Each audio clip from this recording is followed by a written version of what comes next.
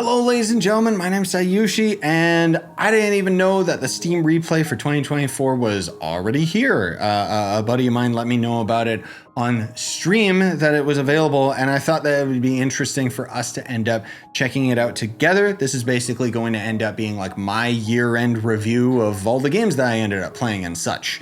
Also, I would recommend if you guys want to see like my actual game of the year video, I already put that one out, put a lot of effort into it, had a lot of fun with it too. There's a couple jokes in there. But anyway, let's get started. So without spoiling what's too far down the list, we've got 105 games played. That's 19 more than last year. So my face cam's blocking it, but I played 73 new games, 128 demos. That's because Steam Next Fest, yes, for sure. And 12 playtests. Good God. Got a 677 achievements, 136 more than last year. Not that I care, I'm never achievement farming. My my gameplay on Steam is always kind of in the middle here with controller play versus mouse and keyboard. I know why the controller play is so much higher this year though. So I'm assuming these are my top games of the year, like in terms of playtime, which wow, Path of Exile actually being on this list and not even being out for a month, that's impressive.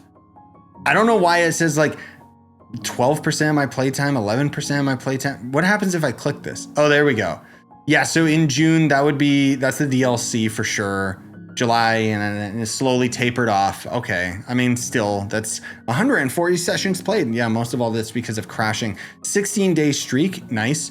Space Marine, which I got obsessed with when it came out. And it slowly petered out, especially in November, because unfortunately this game it's kind of live service. So it doesn't have, there's a lot of updates that are coming to this game, but it's very, very slow. I'll go back to it one day. And then for Path of Exile, 100% total play time in December.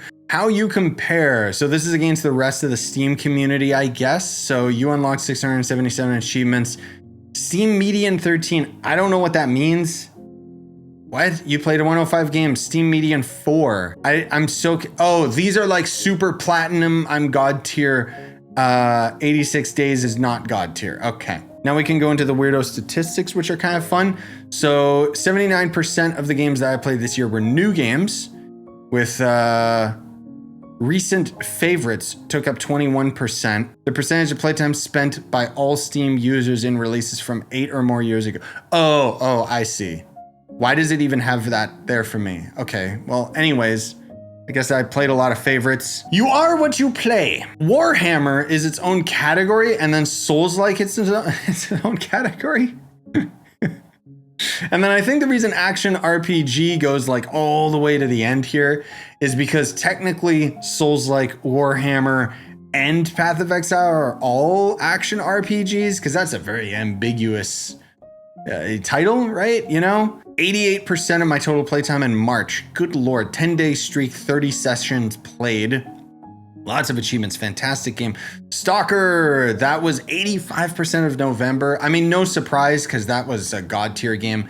Only a 7-day streak, which makes sense. 77 sessions played, probably because of the crashes. I did actually play quite a bit of this game, 15% of my time in December. I was playing this game off camera.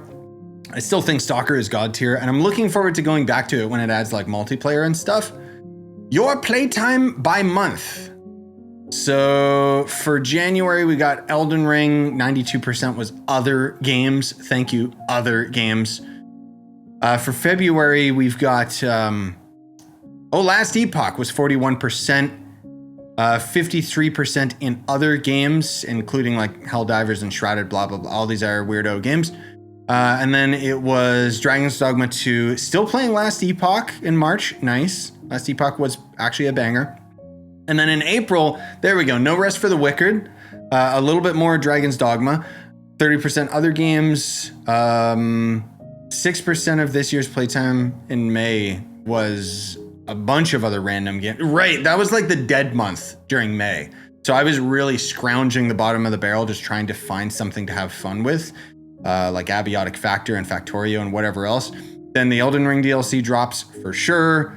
V Rising, right. I'm surprised that that wasn't on any of the lists or anything. V Rising was a banger too. I completely forgot that that was this game, or this year. No, I did include it in my Game of the Year video. Then Elden Ring again, that was probably seamless co-op, trying all that stuff, because seamless co-op slowly has updated. I'm really looking forward to Elden Ring Night Rain, that'll be fun. And then Warhammer, 96%. God, I loved Warhammer. I really hope that the devs get their head out of their ass and start making that game good again. And then, yeah, this was another month of just randomness. Oh, that's when I beat Wayfinder as well, since it had its new release. And then No More Room in Hell 2, which actually did add an infection mode, but nobody plays that game anymore. Stalker was only 31%. Wow. And then the rest was just all sorts of other random games. Jeez. And then 84% Path of Exile, because frankly speaking, we're wrapping up the year and there's not really anything else worth playing. Everything I played, my playtime, 97% was Windows, 3% playtime was virtual reality, which, yeah, not bad. 202 games on Windows, 28 VR games this year. All right, and then, okay, so here's the list of the VR games that I played this year. Heartshot, what even... I don't. Oh, right, Heartshot. That game came and went. It was pretty cool, but it had a lot of problems. I wonder if it's gotten better. Battle Sister. Since I got obsessed with Warhammer since Space Marine, I did try this game. It's a VR Warhammer game. It's really bad. I did actually record it. I don't remember whether or not I scrapped the footage or not. Legendary Tales, I wanted to play through again because I needed to make a video on it. The Metro game, I don't know why it doesn't show. Okay, well, the Metro game I played through, and that game also sucked. And then Blade and Sorcery is just God tier, so of course I played the crap ton out of it. Yeah, here we go. So 55% of your playtime was with a controller. These games are why my playtime with a controller is so high up there. I don't know why it says Elden Ring is minus 1%, because I only play Elden Ring with a controller, so that's kind of weird. But I guess this is like the total out of the year's time. Space Marine, also exclusive controller on Dogma, exclusive controller on Path of Exile. I hop in every now and then on mouse and keyboard just because it's easier to manage like the UI sometimes for respeccing. And then No Rest for the Wicked. Yep, that makes sense. Demos you've played, playtests you've played. Your longest daily streak of 86. Oh, that's just 86 games in general. Just logging in every day. Okay, yeah. Most of these can just be scrapped from the list. The only ones that I'd say of worth that I actually played was No More Room in Hell, Factorio, Blade and Sorcery, Phasmo a little bit during the Halloween event, Valheim I want to get back into, but not yet. Enshrouded, sure. Wayfinder, sure. I tried going back to Unliving to see if it got any better, but yeah, that game still sucks. Oh, here we go. Okay, so we've got like an actual timeline. Dungeons of Sandaria. I liked that game way too much, dude. It's too bad it's such a jank garbage game. Like, I wish that it was more functional because this one was actually a banger. Same with Teravit. Teravit is a free-to-play voxel, like, open world RPG. It's kind of similar to Roblox, where it's got like a lot of different like user-made content, but man, it's a good one. Lethal Company, yeah, this was only a little bit. Underdogs as well, right, I forgot.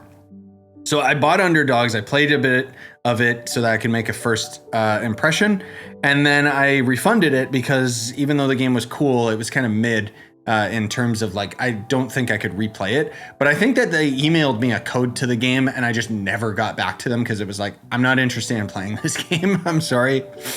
Conan Chop Chop, right? I played that once. Banisher's game, right? I think they sent me a key to this game. That's the only reason I covered it once. Tinkertown's kind of a banger. I haven't had the time to do a full playthrough of it, but I do want to down the line because they actually just had a recent update that completely overhauled a lot of mechanics. It's kind of like Core Keeper Light. Like, it's got some RPG elements and is like an open world, like top-down Terraria game. It's actually really good. I didn't like Helldivers. Last Epoch was great. What do we got over here? Nothing really noteworthy. Halo Infinite, yeah, I reinstalled that for a little bit. I still would recommend Halo Infinite. People dog on that game way too much, but it's great. Pixel Gun 3D, right. I got obsessed with that game for a little bit. And you want to know what stopped me from playing it? The toxicity. I kept playing it off camera, but every time I would stream it, I'd get so many people like coming in, oh, the game's not pay to win and all this stuff. And it's like, yeah, it is. I spent $5. I got a sniper that one-shot everybody and I dominated. So yeah, ugh, another crab's treasure, gross. I don't even know what Astra is. Probably some random gacha game. Content warning came out. Oh, and the Candyland game. Right, I did a video of that as well. Actually, I did a video of this in my random games you've never heard of, I think. No, this one I did for a Halloween special. Right. Animal Well, God tier. Abiotic Factor, God tier. Can't wait to go back to that game when it's actually like finished. Or I have someone to actually play it with. Bang on Balls had its new map. That's why that's there. Sulaco, fantastic game. Broken Reality, I did in our random video on. Gloomwood has had a few substantial updates since I last played. Really looking forward to going back to that one eventually. And then the Rogue Prince of Persia had a overhaul to its visuals. Great roguelike, by the way. Like if you haven't played it, I did have a video covering it. Again, V Rising God tier chained together. I kept my playtime under 2 hours so I could refund that game. What else we got? Anything worthwhile? Oh, Doom! Right, there was an update randomly that remastered the Doom games, and you can play it with like 16 players online in a random lobby. And as soon as that update dropped, I reinstalled Doom and I played through the entire campaign with a lobby of randoms that I hosted, and oh man, it was so fun. Also, yeah, Core Keeper had its 1.0. Core Keeper is God tier. Not really anything else worth noting in these. No More Room in Hell, Silent Hill, good. Halls of Torment, banger. If you like Vampire Survive, this is like a better version of that in my opinion. Supermarket Together, I was playing with the homies off camera. That was fun. Titanfall we got obsessed with for a little while because there was nothing else going on at the time. Lost Castle 2 is a great game. Brighter Shores I completely forgot about. And Wyvia is also really good. Also Slitterhead. I hate you, Slitterhead. Atlas was good. Behemoth, I have a video I'm still working on for this game. And then I think, is that it? Yeah, that's it. Always interesting, always cool making these videos. I hope you guys had fun. If you did, smash like, subscribe, notification bell, all that stuff. Looking forward to next year. I've got some big plans with the direction that we're gonna be moving the channel. But it's gonna be slower, a slower process. Generally speaking, there are a metric ton of games that I plan on playing next year, and maybe I'll have a video talking about that. But as of right now, it's kind of like all right, whatever, we'll see what happens.